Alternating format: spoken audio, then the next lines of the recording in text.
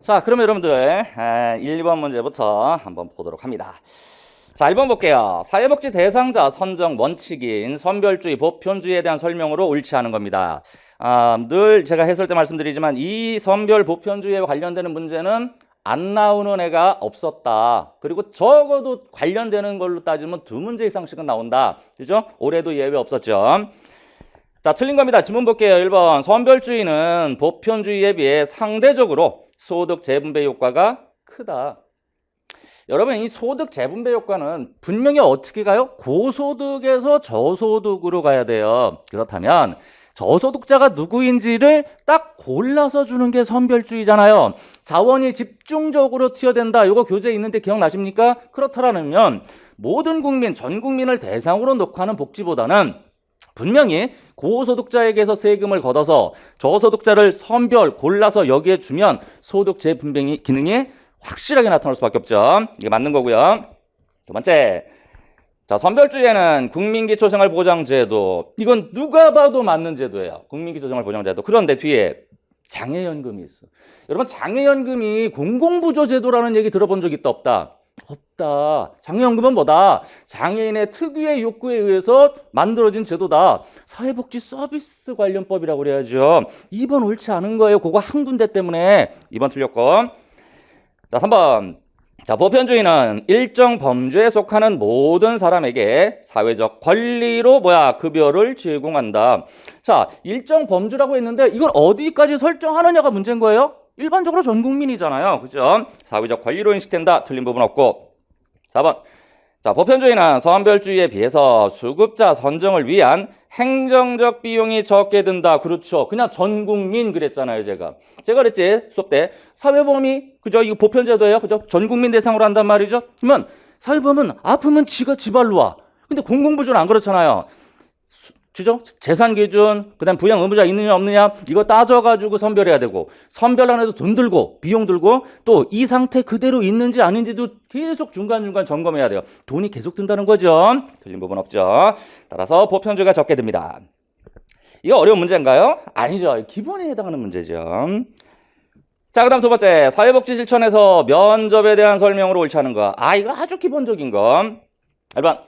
원활한 면접을 진행하기 위해서는 사회복지사와 클라이언트 간에 라포 형성, 초기 관계, 그죠? 관계 형성, 아이스 브레이킹, 이거 다 형성해야 돼요. 이거 틀리는 걸 찾을 수가 없고.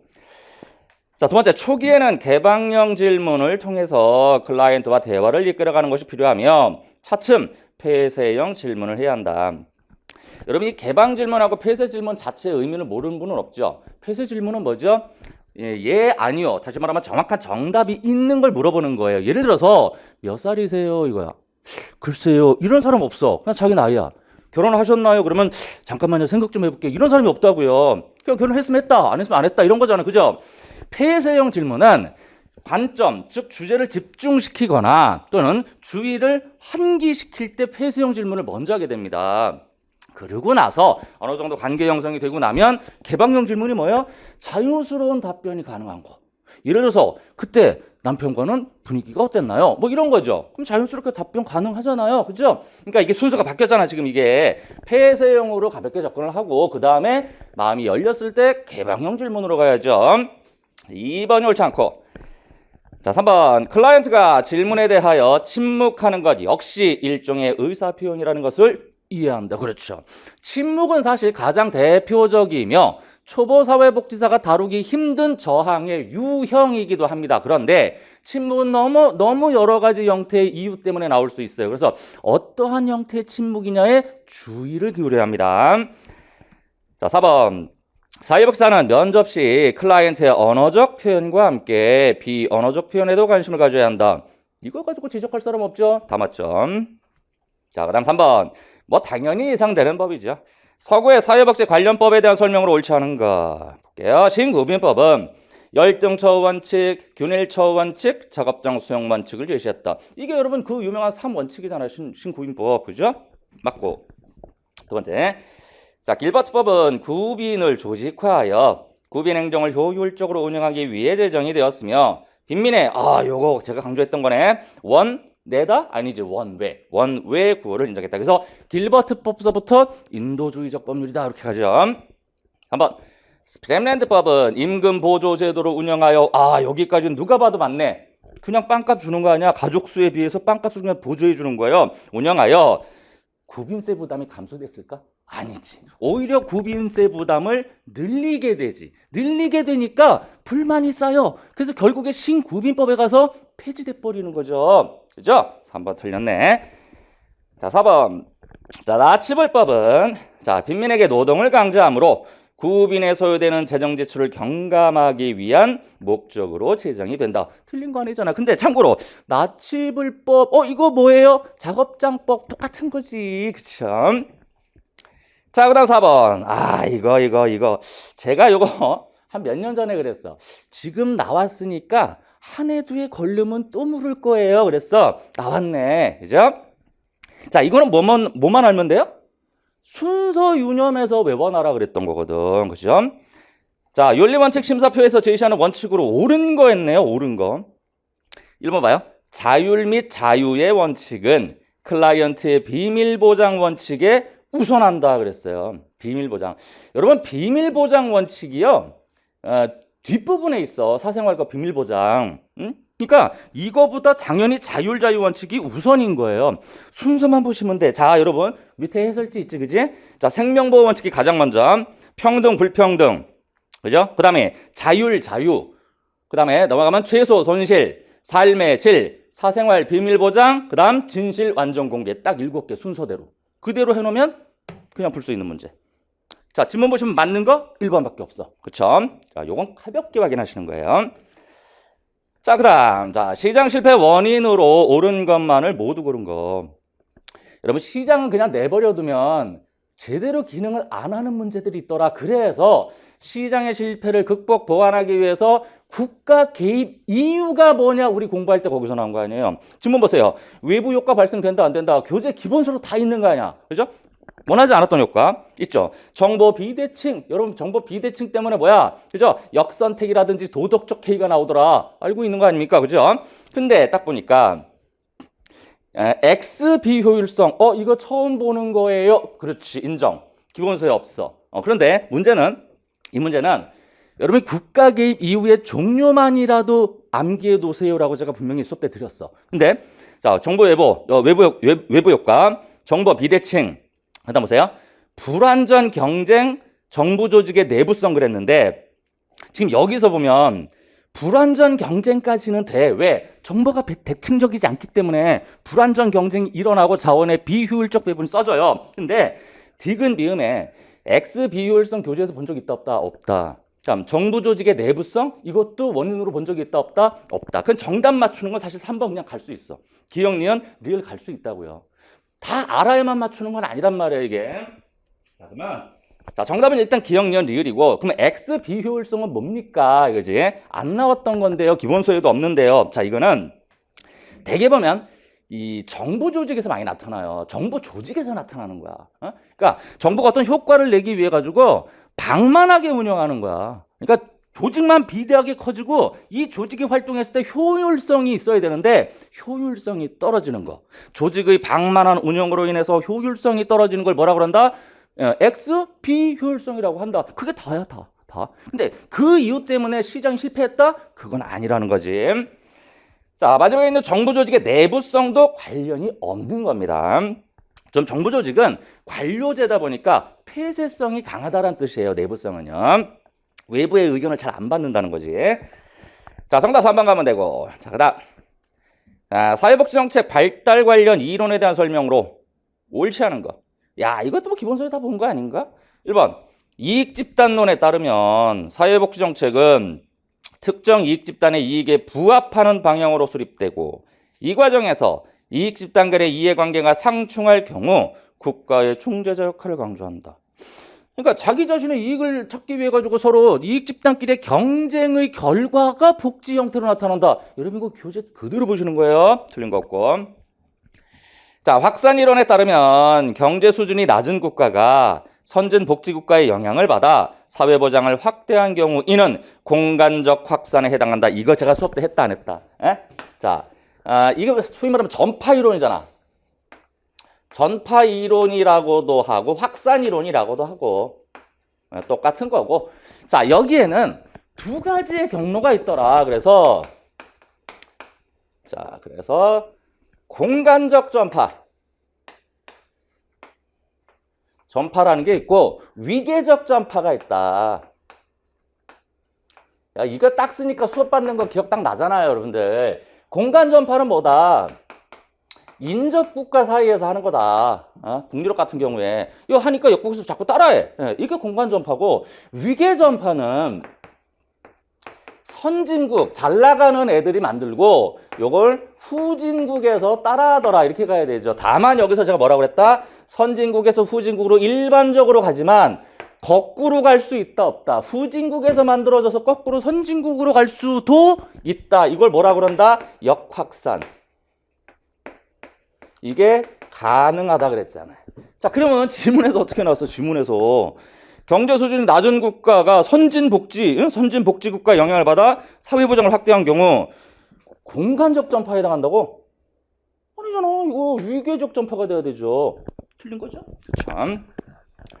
자, 2번이고 3번. 음모 이론에 따르면 사회복지 정책의 주된 목적은 사회 질서 유지잖아. 기득권 애들. 지들 거 안 뺏기려고 그냥 던져주는 거야. 이건 맞고. 자, 수렴 이론에 따르면 산업기술이 발달할수록 사회복지가 발달, 한 국가의 복지 수준은 해당 국가의 경제발전 수준에 따라 결정된다. 아이, 뭐 그대로네. 자, 7번. 자, 사회복지 전달체계 구축 시, 나 이 문제 보고 엄청 놀랐는데, 자, 주요 원칙에 관한 설명으로 옳지 않은 거. 이거 제 수업 듣고 구분했던 분이면 이거 틀릴 수가 없어. 자, 1번부터 볼게요. 적절성이란 사회복지 서비스의 양과 질이 클라이언트 문제 해결에 충분할 정도로 제공된다. 제가 짤막짤막하게 다 말씀드렸잖아. 적절성 뭐야? 충분할, 욕구 달성에 충분할 정도로 제공. 써두셨어, 기본서에. 2번, 지속성이란 뭐라 그랬죠? 중단 없는 서비스 제공. 자, 클라이언트의 문제나 욕구 해결 과정에서 제공되는 서비스의 종류와 내용이 달라져야 하는 경우 신규 서비스가 지속적으로 제공된다. 틀렸나? 아니죠. 한번, 평등성이란, 이거는 바꿀래야 바꿀 수도 없겠다. 오답으로. 봐요. 사회복지 서비스는 클라이언트의 연령, 성별, 지역, 종교 등을 막론하고 차별 없이 지금 이거 뭐 어떻게 바꿀 거야 이걸? 뭐는 차별해도 되나? 안 되죠. 그런데 4번 봐. 통합성이란 클라이언트 욕구는 다양하므로 이러한 욕구 충족을 위해 포괄적이고 다양한 뭐가 제공된다? 서비스. 여러분 봐요. 이거 좀 지워볼까? 제가 이거 몇 번이나 강조, 매 클래스마다. 지금 여기서 두 가지를 사실 지문에 안 나온 건데요. 이거야. 포괄성이라는 거 하나 하고, 그 다음에 거기 4번 지문에는 통합성이야. 이거 기본서 실천론이나 정책론 보면 있다 없다. 이거 있는 거거든요. 근데 제가 수업 때 그랬죠. 여러분, 포괄이 무슨 뜻이냐 그러면, 포괄? 뭐 한꺼번에 다 합치는 거요. 통합은 뭐냐? 통합이요? 합치는 거요. 어떻게 구분할 거냐 그랬잖아, 제가 이거. 나온다. 기출 경력도 있는 애들이다. 구분해놔라. 우리가 일반적으로 구어, 친구하고 얘기할 때는 포괄적이다, 통합적이다 구분 안 써도 되지만 시험 대비하려면 해놔라. 아주 짤막하게 제가 해냈잖아요. 포괄은 뭐를 한꺼번에 고려한다? 여러분 봐요. 욕구가 먼저야, 여기에 대한 서비스 제공이 먼저야. 욕구가 뭔지를 알아야 서비스를 줄 거 아니야.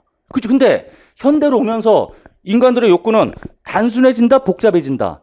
복잡해진다. 그러니까 이 포괄성은 다양한 클라이언트의 뭐다?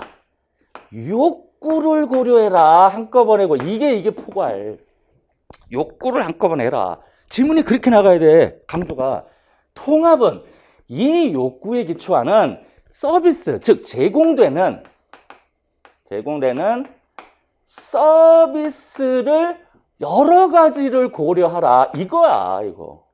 그러니까 여기는 키워드가 욕구고 통합은 서비스예요. 이렇게 가야 돼요. 자, 그럼 봐요, 뒤에.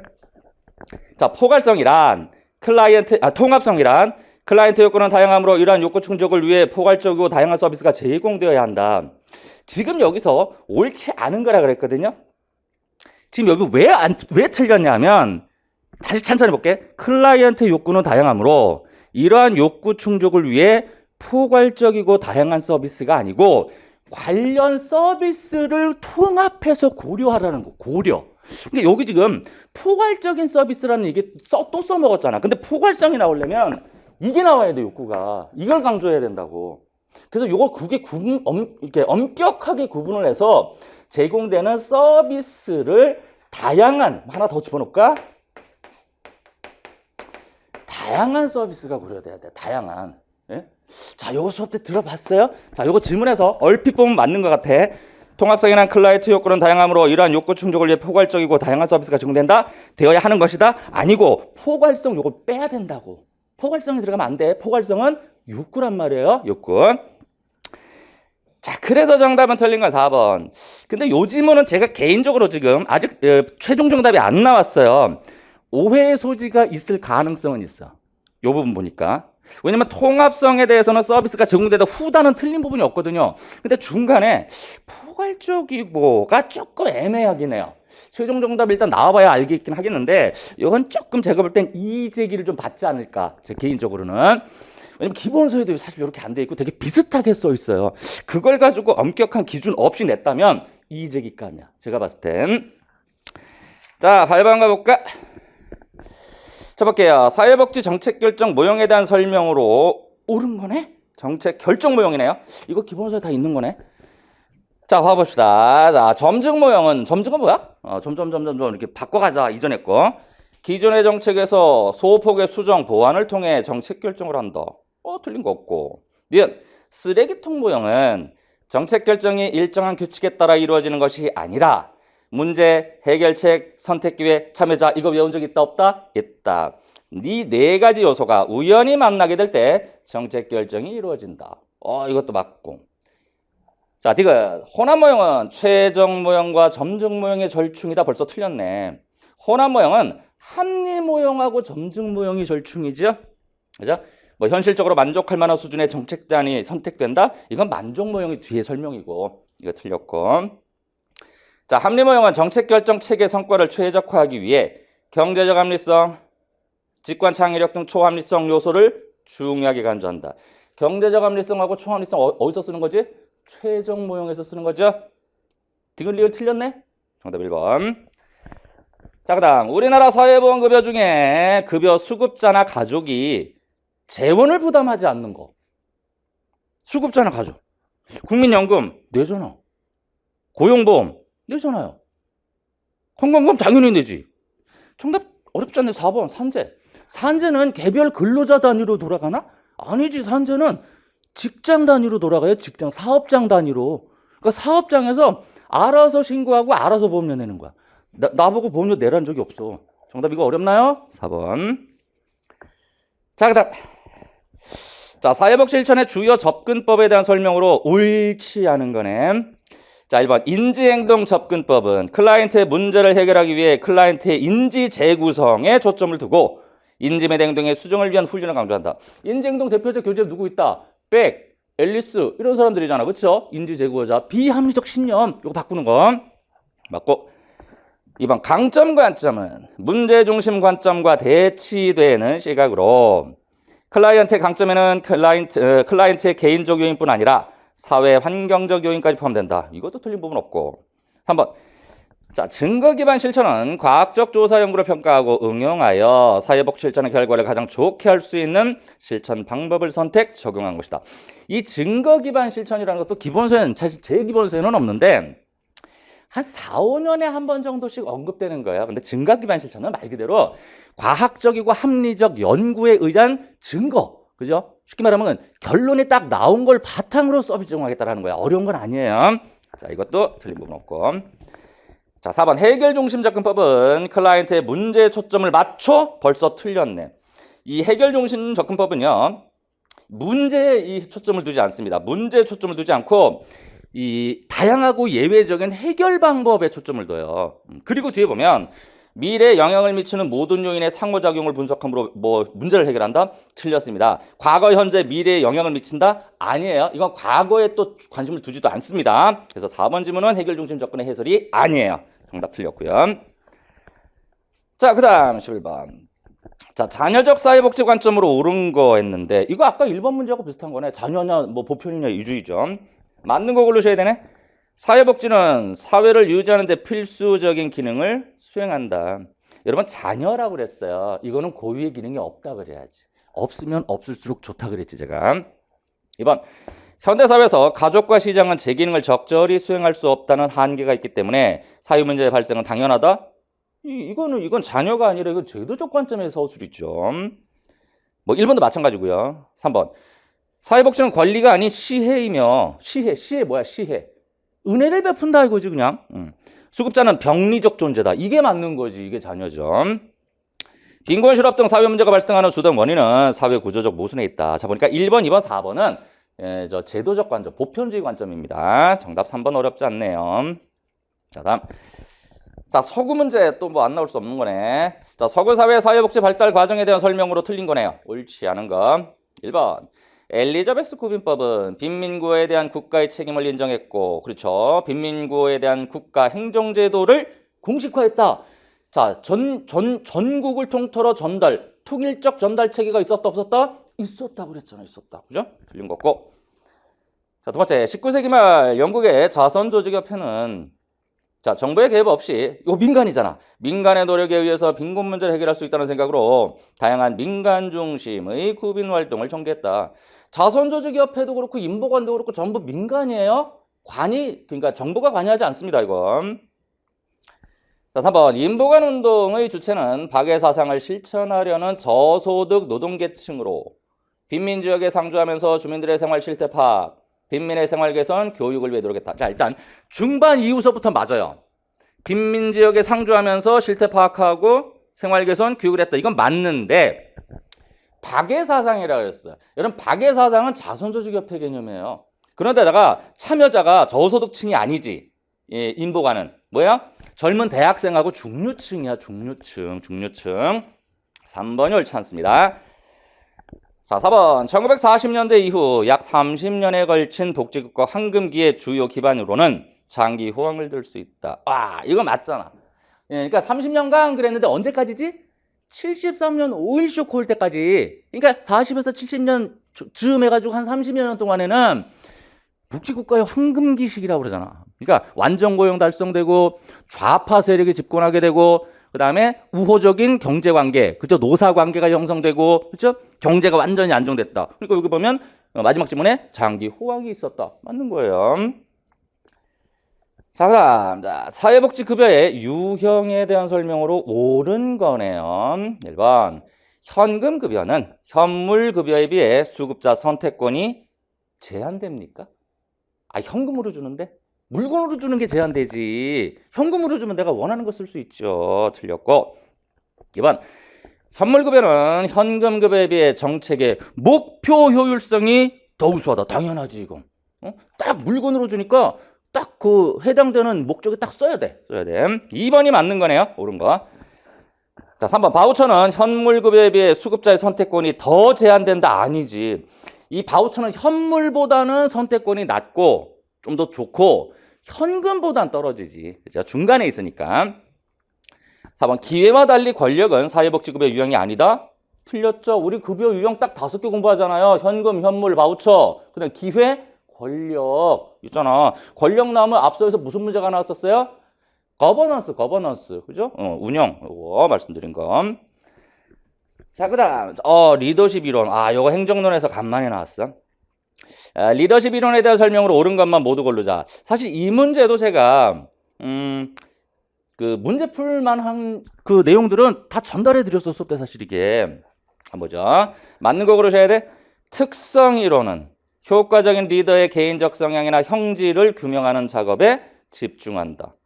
이거 틀린 거 아니잖아. 그러니까 리더는 다른 사람과 다르게 리더의 기질을 타고나는 거 맞는 거고. 자, 관리격사로는 사람과 일의 적절히 균형을 갖추는 중용형, 중도형이라고도 하지. 가장 이상적이다. 틀렸죠. 팀형이죠. 사람과 일을 전부 다 잘하는 거. 틀렸고. 자, 하우스의 경로 목표 이론에서는 상황을 크게 부하의 상황과 업무 환경에 관련된 상황으로 구분한다. 요건 맞는 거예요. 여러분 기본서 찾아보시면 그대로 있어. 허시 블랜차드 상황 이론에서는 부하의 업무 능력은 없지만 업무 수행 의지는 있는 경우 참여형 리더가 효과적이다 그랬어요. 이 허쉬플랜 차트 것은요.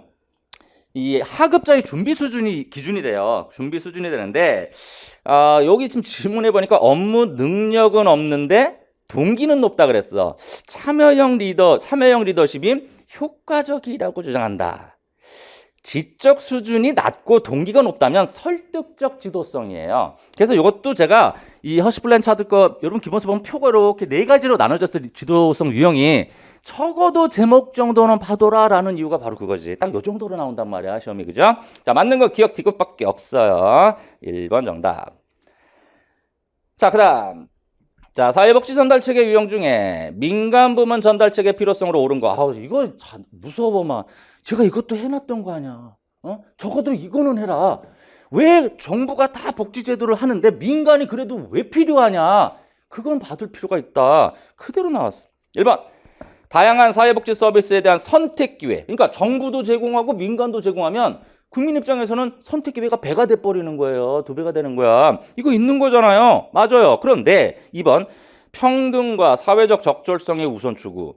지속적이고 포괄적인 복지 서비스 제공, 대량 공급을 통한 규모의 경제 이점. 2번, 3번, 4번은 전부 민간이 아니라 공적 서비스 전달의 특징 내지는 장점이에요. 장점. 여러분 이거 확인하시면 금방 이해하실 겁니다. 정답 1번. 자, 그 다음 제발 좀 안 나왔으면 하는 문제가 나왔다. 근데 예상은 해주세요라고 했었던 거거든. 아동학대 범죄 처벌 등에 관한 특례법상 아동학대 범죄 신고 의무자에 해당하지 않는 사람은 괄호에 이제 조건이 있어요. 각 사람은 관련 법률에 따른 허가 또는 자격을 갖추고 해당 기관에 종사하는 것으로 일단 간주를 하겠다 그랬어.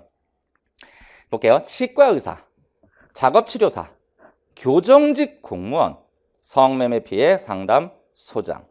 여러분 이거요 일일이 설명드리기 사실 뭐합니다. 여러분 그 관련 법령에 보면 24가지, 25가지 정도 그냥 새까맣게 규정되어 있어요.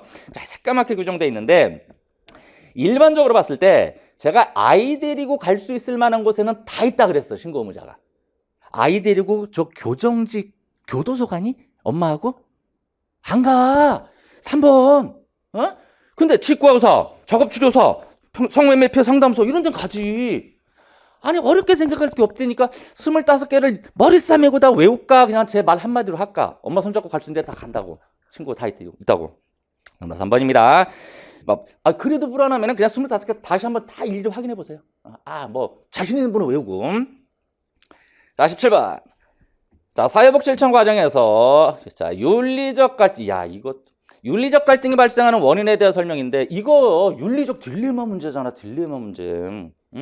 그래서 제가 이 딜레마가 5가지 있더라. 가치상충, 의무상충, 클라이언트 택의 다중성, 결과 모호성, 힘, 권력, 불균형 해가지고 5개가 있다. 내용은 어렵지 않더라 그랬는데 틀린 거 골라야 돼. 옳지 않은 거 1번. 클라이언트 책의 다중성. 이게 뭐야? 클라이언트의 문제가 너무 복잡하게 엮여 있는 거야. 이게 아무리 사회복지사가 관련 공부를 했다지만 신이 아니거든. 이걸 어떻게 해결할게? 그죠? 자, 한 가정 내 장애아동, 학대받는 아내, 치매 걸린 부모 등 다수의 클라이언트가 존재하고 이들 간의 이해가 충돌될 때 누구의 이해를 최우선으로 할 건가? 당연히 맞는 얘기고. 두 번째, 의무상충. 학대받은 사실을 비밀로 해달라는 아동의 요청을 받았을 경우에 클라이언트의 비밀 보장과 생명보호의 가치 중 어떤 것의 가치를 우선할 것인가의 문제인데 이건 의무상충이 아니에요. 이거는 가치상충이에요. 가치가 부딪히는 거예요. 가치가 부딪히는 거. 자, 그다음 이건 교재에도 기본적인 예가 있고. 자, 결과모호성. 그러니까 정답은 2번이에요. 틀린 거. 결과모호성. 이것도 마찬가지잖아. 자, 영유아의 해외 입양처럼 사회복지사의 결정에 대한 결과의 불확실성. 제가 좀 전에 그랬죠. 사회복지사가 신은 아니야. 그러니까 어떤 개입 방법이나 어떤 처리를 했을 때 무슨 결과가 반드시 있을 것이다. 어떻게 알겠어 그거를. 결과모호성이란 말이죠. 그다음 권력의 불균형. 클라이언트와 사회복지사 간의 권력의 불균형으로 인해 클라이언트의 알 권리 또는 자기결정권이 침해되었을 때 발생하는 갈등이다. 이게 무슨 얘기냐 간단히 얘기하면 어차피 클라이언트나 사회복지사는 다 사실 인간이잖아. 인간. 그러니까 경중이 없어. 똑같은 인간인데 실제 서비스 제공에 있어서는 사회복지사는 전문가 위치를 갖고 있게 되고 클라이언트는 이거를 필요로 하는 수요자 입장이 돼버려요. 그러니까 이게 이렇게 돼버리는 거야. 그러니까 여기서 오는 클라이언트가 침해받을 가능성이 있더라. 이게 권력의 불균형이라는 얘기지. 자, 그 다음 문제. 이제 쭉 보시면은 이제 18번 문제네. 자, 장애인 연금법의 내용으로 옳은 게 뭐냐 그랬네. 옳은 거. 제가 볼 때는 요거 하나 정도가 그래도 많이 안 봤던 거예요 할 수 있어요. 많이 안 봤던 거. 벌써 1번. 장애연금 수급권자 연령은 20세 이상이다라고 했는데 요 수급 연령인데요. 요 연령은 보자. 여기 보면 제가 해설에 실어 놓은 게 있지? 요거 18세로 돼 있어. 18세. 틀렸고요. 그다음에 장애연금의 종류에는 기초급여와 부가급여가 있다. 요건 맞는 서술이야. 그러니까 맞으니까 그대로 보시고. 보건복지부 장관이 선정 기준액을 정할 때 18세 이상의 중증 장애인 중 수급자가 100분의 80 수준이 된다. 틀렸죠. 100분의 80 수준이 아니고 70 수준입니다. 요건 강조하는 조문은 아닌데 참고로 제가 모든 법령을 다 볼 필요는 없다. 분명히 요런 우리가 보도 듣도 안 했던 지문을 써먹는다고 그랬어. 다행히 한 문제 정도 나온 거지. 이게 틀렸고 4번. 자, 군인연금법상 퇴역연금을 받을 자격이 있는 사람에게 장애연금을 지급한다? 요건 지급하지 않습니다. 아래의 경우에는 안 한다라는 근거조문 제가 실어놨죠? 자, 그거 확인해 보시면 돼요. 자, 그 다음 가보죠. 19번. 사회보장 정책에 대한 설명으로 맞는 거네, 옳은 거. 1번. 사회보험은 급여액이 수급자가 낸 사회보험료에 비례하므로 재분배 기능이 요거 없다? 아니죠. 사회보험은 재분배 기능을 일부 가지고 있습니다. 교재 꼼꼼히 보신 분은 알 거야. 특히 어디서 두드러진다? 건강보험에서 두드러진다. 많이 버는 사람은 많이 내고 적게 버는 사람은 적게 내지만 의료의 수준은 똑같다. 이렇게 되면 재분배한 거지. 그지? 자, 2번. 국민기초생활보장제도는 수급자 특성에 따라 맞춤형 급여를 제공하므로 재분배 기능이 역시 또 약하다고? 강하지. 그치? 국민기초생활보장제도가 재분배가 약하면 어떡해. 3번. 아동수당은 비기업, 비자산조사 프로그램에 해당한다. 요건 맞아요. 여러분, 아동수당이라 그랬잖아요. 여러분, 수당이 여러분 뭐야? 펜션이잖아. 이건 뭐지? 기여 없어. 그냥 인구학 쪽 조건에만 딱 맞으면요. 그냥 국가에서 그냥 무상으로 주는 거야. 그러니까 비기여, 내가 기여하는 거 없고 자산조사도 안 해. 그죠? 현재 우리나라가 만 7세 미만에는 그냥 주잖아. 2019년서부터 이거예요. 3번이 맞는 거고. 4번. 국민연금은 비기여, 비자산조사 프로그램에 해당한다? 국민연금은 비자산조사 맞지. 사회보험이니까. 근데 우리가 국민연금 보험료 내잖아. 그죠? 그러니까 기여지. 기여. 자, 그 다음 밑에. 자, 모성보호와 자녀 돌봄 지원에 대한 내용으로 옳지 않은 것은 1번. 어린이집 또는 유치원을 이용하지 않는 만 60개월 아동은 양육수당 지원 대상이 된다. 이것도 사실은 많이 보는 조문은 아니죠. 이것도 일회성 조문들이 좀 많습니다. 맞는 거고요. 임신 중인 여성 근로자가 90일의 출산 전후 휴가를 부여받은 경우 휴가 기간은 출산 후 45일 이상 확보돼야 한다. 이것도 맞는 거. 3번. 48세 이하의 자녀를 양육하기 위해 사업주로부터 육아휴직을 허용받은 근로자는 자녀 1명당 최대 1년간 휴직할 수 있습니다. 다 맞는 것들이에요. 그렇다 하고 보시면 되겠고요. 4번. 소득에 관계없이 만 8세 이하의 아동을 둔 가정은 아동수당을 지급받는다. 이거 아까 19번 문제하고 연결되는 겁니다. 아동수당은요, 소득 관계없고요. 만 7세 미만이에요. 8세 이하가 아니라 만 7세 미만으로 되어 있습니다. 현행법이 그랬습니다. 그래서 4번이 옳지 않네요. 자, 여러분 제가 보니까 제가 딱 아까 90점 정도 봤죠? 안 봤던 법령 2개 틀렸다고 하면 그래도 90점이야 그게. 그러니까 그거에 앞으로 준비하시는 분들은 너무 법조문 하나에 신경 많이 쓰지 말자. 거기에 쓸 거면 차라리 여타 과목을 균등하게 앞으로 맞추셔야 됩니다. 필수 과목이 들어가기 때문에요. 그렇죠? 자, 여러분 여기까지 듣느라고 수고 많이 하셨습니다.